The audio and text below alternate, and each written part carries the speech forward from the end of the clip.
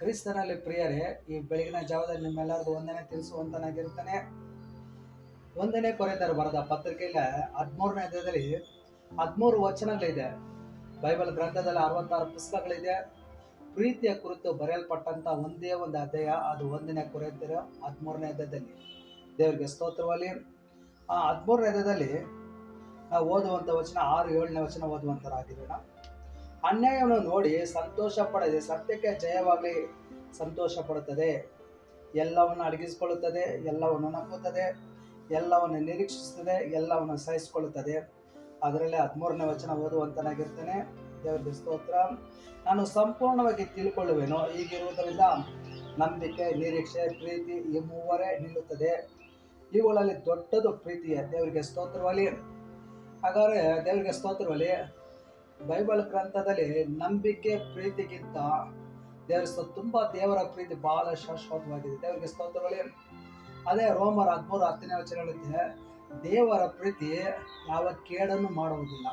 ಹಾಗಾದ್ರೆ ದೇವರಿಗೆ ಸ್ತೋತ್ರವಲ್ಲಿ ಯೇಸು ಕ್ರಿಸ್ತರು ನಿನ್ನ ಹೃದಯದಲ್ಲಿ ಇರುವುದಾದ್ರೆ, ಪರಿಶುದ್ಧಾತ್ಮ ನಿಮ್ಮ ಸಂಗಡ ಇರುವುದಾದ್ರೆ, ನಾವು ದೇವರ ವಾಕ್ಯವನ್ನು ಕೇಳುವುದು ಮಾತ್ರ ಅಲ್ಲ, ಅಂಗೀಕರಿಸುವಂತರಾಗಿರ್ಬೇಕು.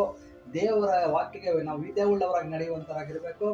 ಯೇಸು ಕ್ರಿಸ್ತರು ತಂದೆ ಚಿತ್ತ ನೆರವೇರಿಸೋಸ್ಕರ ತನ್ನ ಪ್ರಾಣ ಕೊಡೋವರೆಗೂ, ತನ್ನ ಜೀವ ಕೊಡೋವರೆಗೂ, ತನ್ನ ರಕ್ತ ಸುರಿಸುವವರೆಗೂ, ಮುಳ್ಳಿನ ಕಿರೀಟವನ್ನು ಧರಿಸಿದ್ರು, ಪಂಚಗಾಯ ಹೊಂದಿದ್ದರು, 39 ತಿಂಗಳು ತನ್ನ ಬಟ್ಟೆ ಹರಿಸ್ಕೊಂಡ್ರು, ಅನೇಕ ಅವಮಾನಗಳು ಸಹಿಸ್ಕೊಂಡ್ರು, ಅನೇಕ ನಿಂದೆಗಳು ಯೇಸು ಸ್ವಾಮಿ ಸಹಿಸ್ಕೊಂಡ್ರು. ಈ ಎಲ್ಲ ಯಾರಿಗೋಸ್ಕರ ಅಂದ್ರೆ ನಮ್ಮ ಮೇಲೆ ಇಟ್ಟಿರೋಂಥ ಪ್ರೀತಿಗೋಸ್ಕರ, ನಮ್ಮನ್ನು ಪಾಪದಿಂದ ಬಿಡುಗಡೆಗೋಸ್ಕರ, ದ್ವೇಷದಿಂದ ಬಿಡುಗಡೆ ಕೊಡೋಕ್ಕೋಸ್ಕರ, ನಮ್ಮನ್ನು ಒಳ್ಳೆ ಮಾರ್ಗದಲ್ಲಿ ನಡೆಸ್ಕೊಡೋಕ್ಕೋಸ್ಕರ, ಸನಾತನ ಮಾರ್ಗದಲ್ಲಿ ನಡೆಸ್ಕೊಡೋಕ್ಕೋಸ್ಕರ, ರಕ್ಷಣೆ ಮಾರ್ಗದಲ್ಲಿ ನಡೆಸ್ಕೊಡೋಕ್ಕೋಸ್ಕರ, ನಾವೆಲ್ಲರೂ ದೇವರಾಜ್ಯಕ್ಕೆ ಬಾಧ್ಯರಾಗಬೇಕನ್ನೋದಕ್ಕೋಸ್ಕರ, ನಮ್ಮ ಜೀವಿತದಲ್ಲಿ ದೇವರು ಸಂತೋಷ ಕೊಡೋದಕ್ಕೋಸ್ಕರ, ನೆಮ್ಮದಿ ಕೊಡೋಕ್ಕೋಸ್ಕರ ಕರ್ತನಿಗೆ ಸ್ತೋತ್ರ. ದೇವರು ಒಂದು ವಿಶೇಷವಾದ ಕಾರ್ಯ ಮಾಡುವಂತಾಗಿದೆ. ದೇವರ ಪ್ರೀತಿ ನಮ್ಮಲ್ಲಿದ್ರೆ ನಮ್ಮ ಜೀವಿತದಲ್ಲಿ ಮತ್ತೊಬ್ಬರಿಗೆ ಕೇಡು ಬಯಸಬಾರ್ದು. ಯೇಸು ಕ್ರಿಸ್ತರು ನಮ್ಮಲ್ಲಿ ಇರೋದಾದ್ರೆ ಮತ್ತೊಬ್ಬರ ಜೀವಿತದಲ್ಲಿ ನಾವು ಮೋಸ ಮಾಡಬಾರ್ದು, ದ್ರೋಹ ಮಾಡಬಾರ್ದು, ತಪ್ಪು ಮಾಡಬಾರ್ದು. ದೇವರಿಗೆ ಸ್ತೋತ್ರ. ಮತ್ತೊಬ್ಬರನ್ನ ನಾವು ತುಳಿಬಾರ್ದು, ಮತ್ತೊಬ್ಬರ ಕುಟುಂಬನ ಶಪಿಸಬಾರ್ದು, ನಿನ್ನ ಸಹೋದರನನ್ನು ದ್ವೇಷಿಸಬಾರ್ದು. ಕರ್ತನ ಸ್ತೋತ್ರ. ವೈರಿಗಳನ್ನು ಪ್ರೀತಿಸಬೇಕು, ದೇವರ ವಾಕ್ಯದಲ್ಲಿ ಇದೆ. ದೇವರಿಗೆ ಸ್ತೋತ್ರವಾಗಲಿ. ಆದರೆ ಯೇಸು ಕ್ರಿಸ್ತರು ಮನಪೂರ್ವಕವಾಗಿ ಲೋಕದಂತ ಪ್ರತಿಯೊಂದು ಪಾಪಿಗಳನ್ನ ಪ್ರೀತಿಸಿದ್ರೆ ಹೊರತು ಪಾಪನ ಯೇಸು ಸ್ವಾಮಿ ಪ್ರೀತಿಸಲಿಲ್ಲ. ಅದೇ ರೀತಿಯಾಗಿ ಯೇಸು ಸ್ವಾಮಿನ ಅಂಗೀಕರಿಸಿದಂತ ನಾವು ಪಾಪನ ಪ್ರೀತಿ ಮಾಡಬಾರ್ದು. ಪಾಪದಲ್ಲಿರುವಂತಹ ವ್ಯಕ್ತಿಗಳನ್ನು ಪ್ರೀತಿಸುವಂತರಾಗಿರ್ಬೇಕು, ವೈರಿಗಳನ್ನು ಪ್ರೀತಿಸುವಂತರಾಗಿರ್ಬೇಕು, ನಾವು ಮನಸ್ಸಂತರ ಪಡುವಂತರಾಗಿರ್ಬೇಕು.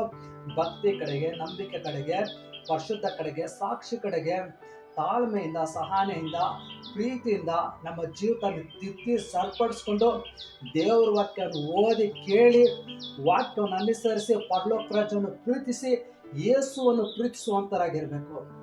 ನಾವೇನ್ ಮಾಡಬೇಕು? ಕುಟುಂಬದಲ್ಲಿ ಸಾಕ್ಷಿಯಾಗಿರ್ಬೇಕು, ಹೋಗುವಂತ ಆಫೀಸ್ನಲ್ಲಿ ಸಾಕ್ಷಿಯಾಗಿರ್ಬೇಕು, ಕೆಲಸದಲ್ಲಿ ಸಾಕ್ಷಿಯಾಗಿರ್ಬೇಕು, ಅನ್ಯ ಜನರ ಮಧ್ಯದಲ್ಲಿ ಸಾಕ್ಷಿಯಾಗಿರ್ಬೇಕು.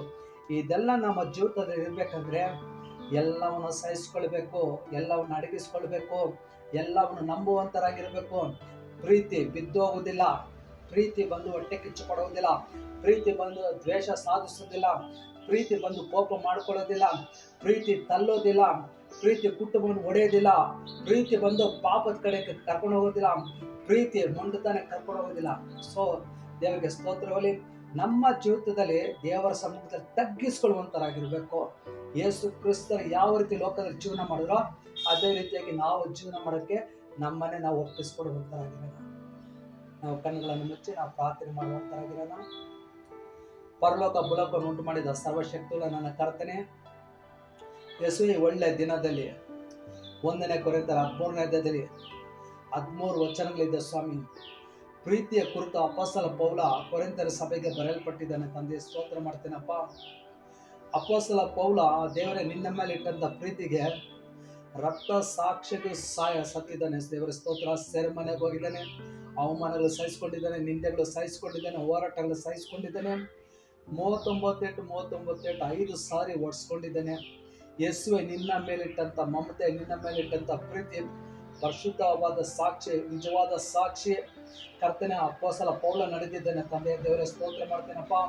ಅದೇ ರೀತಿಯಾಗಿ ಈ ಸಂದೇಶಗಳಿಂದ ಪ್ರತಿಯೊಬ್ಬರು ಹಿಂಸೆಗಳ ಮಧ್ಯದಲ್ಲಿ, ಹೋರಾಟಗಳ ಮಧ್ಯದಲ್ಲಿ, ಅವಮಾನ ನಿಂದೆಗಳ ಮಧ್ಯದಲ್ಲಿ ಕರ್ತನೆ ಮತ್ತೊಬ್ಬರನ್ನ ಪ್ರೀತಿಸುವಂತ ಮನೋಭಾವನ ದಯಪಾಲಿಸು, ತಗ್ಗಿಸಿಕೊಳ್ಳುವಂತ ಮನೋಭಾವನ ದಯಪಾಲಿಸು, ಸಹಿಸಿಕೊಳ್ಳುವಂತ ಹೃದಯವನ್ನು ದಯಪಾಲಿಸು, ಶುದ್ಧವಾದ ಹೃದಯ ದಯಪಾಲಿಸು, ನೂತನವಾದ ಮನಸ್ಸನ್ನು ದಯಪಾಲಿಸು.